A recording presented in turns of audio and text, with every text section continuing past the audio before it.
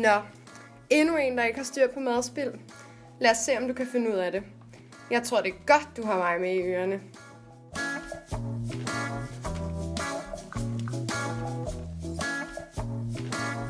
Ej, helt early.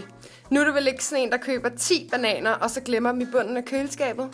Ved du godt, at danskerne smider 540.000 tons spiselige fødevarer ud om året? Det har du vel ikke tænkt dig at bidrage til? Hallo, Karl Smart. Så tager du bare de allerdyreste bøffer.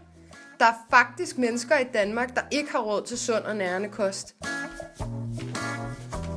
Hallo, homie. Hvad er det lige, du tror, du laver?